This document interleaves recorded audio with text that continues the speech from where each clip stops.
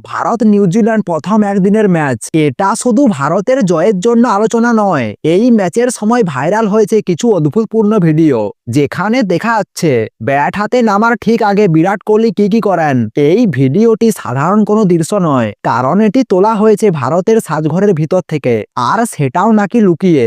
আজকের ভিডিওতে আপনারা জানতে পারবেন সেই ভাইরাল ভিডিওর পুরো গল্প, কোহলির অন্যান্য রুটিন, আর কিভাবে সেই দিন ইতিহাস গড়লেন বিরাট কোহলি। গত রবিবার গুজরাটে নিউজিল্যান্ডের বিরুদ্ধে প্রথম একদিনের ম্যাচ চলাকালীন এক ভক্ত লুকিয়ে একটি ভিডিও তুলেছেন ভারতের সাজঘর থেকে। ভিডিওটির সময় মাত্র 1 মিনিট 10 সেকেন্ড। এই ভিডিওটি সামনে আসতেই সোশ্যাল মিডিয়ায় ঝড়, কারণ সেখানে দেখা যাচ্ছে রোহিত শর্মা আউট হয়ে যাওয়ার পরেই কিভাবে তৈরি হচ্ছেন বিরাট কোহলি। ভিডিও অনুযায়ী রোহিত শর্মা আউট হতেই বিরাট কোহলি এক মুহূর্ত নষ্ট না করে দ্রুত প্যাড পরছে, নিজের গায়ে পারফিউম লাগাচ্ছে, হাতে লোশন মাখছে, চট জলদি কিছু একটা খাবার এক কামড়ে খাচ্ছে, তারপর গ্লাভস পরে সরাসরি মাঠের দিকে হাঁটা।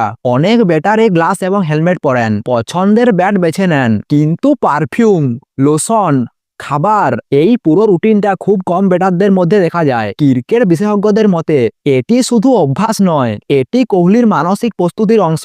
খেলার আগে শরীর যেমন প্রস্তুত রাখা দরকার, তেমনই মনও প্রস্তুত রাখা জরুরি। কোহলির এই রুটিন তাকে মানসিকভাবে শান্ত করে, ফোকাস বাড়ায় এবং চাপের মুহূর্তে নিজেকে নিয়ন্ত্রণ রাখতে সাহায্য করে। এই ছোট ছোট অভ্যাসেই একজন ভালো ব্যাটারকে মহান ব্যাটারে পরিণত করে। নিউজিল্যান্ড প্রথমে ব্যাট করেন। নিউজিল্যান্ড 300 রান করেন 8 উইকেটে। চাপ ছিল ভারতের উপর, কিন্তু বিরাট কোহলি ব্যাট হাতে নামার পর মাঠে দেখা গেল একেবারে অন্য ছবি। 91 বল, 93 রান, নিখুঁত টাইমিং, ম্যাচ জেতানো ইনিংস। শেষ পর্যন্ত ভারত 4 উইকেটে জয় পায় এবং এই সিরিজে 1-0 ব্যবধানে এগিয়ে যায়। এই ইনিংসে বিরাট কোহলি ছুঁয়েছেন 2টি ঐতিহাসিক মাইল ফলক।